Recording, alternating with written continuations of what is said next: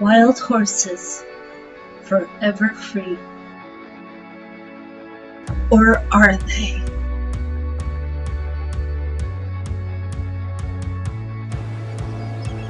When I started photographing wild horses to attain inspiration for paintings, little did I know I would start to unravel a world previously unknown to me, the plight of the wild horse.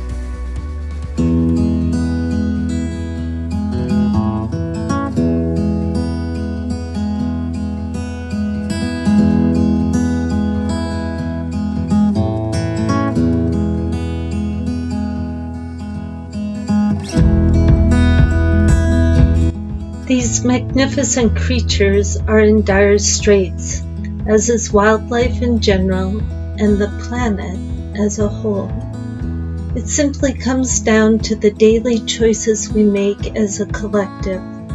Now is the perfect time to ask questions, become educated, but above all, take action. We all know climate change is well underway, and abuse to our wildlife is prevalent.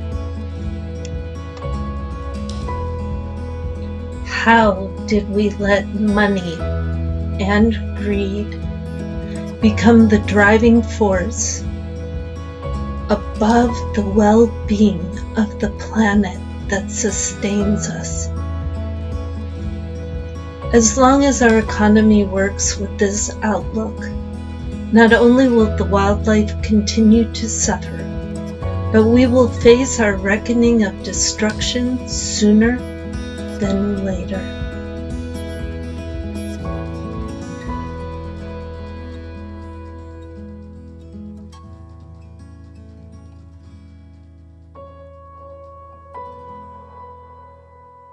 I get it.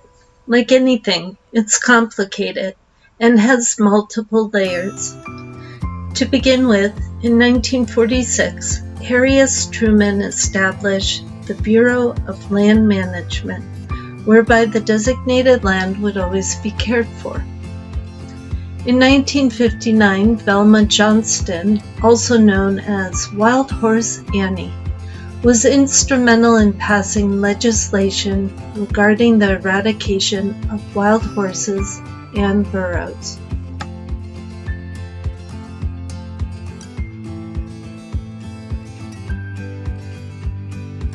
One would think with the forming of the Bureau of Land Management and the Wild Horse Act that a match had been made in heaven. But there are other players fighting for the land. Large oil and gas companies, ranchers who paid BLM to graze their cattle for far cheaper than elsewhere. So it becomes a money game.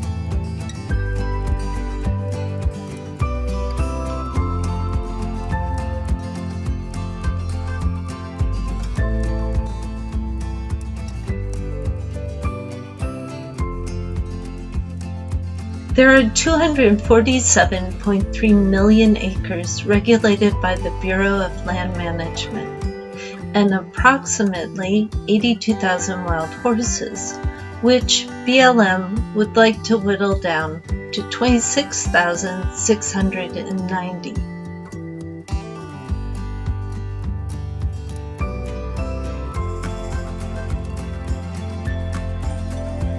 These just seem like arbitrary numbers, but when you put them into context, they have more meaning.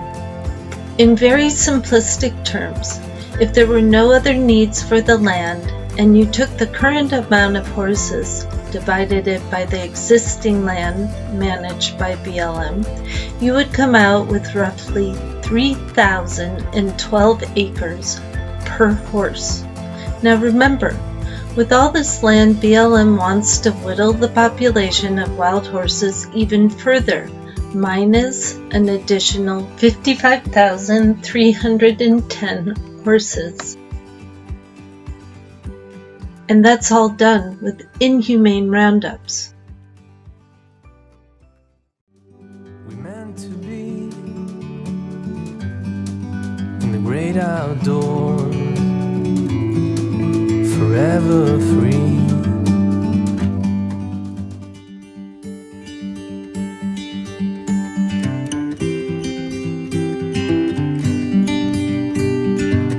wild horse herds roam throughout the country.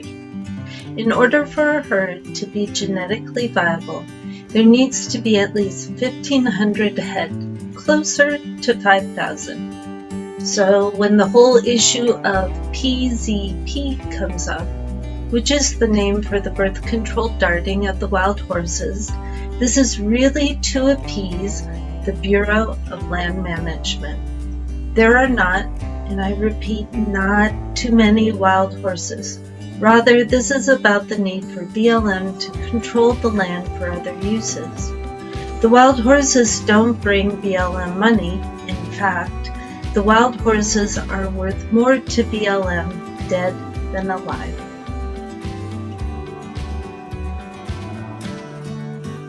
And furthermore, even though the wild horse has roamed these lands for centuries, they are in the eyes of the Bureau of Land Management considered not indigenous and feral.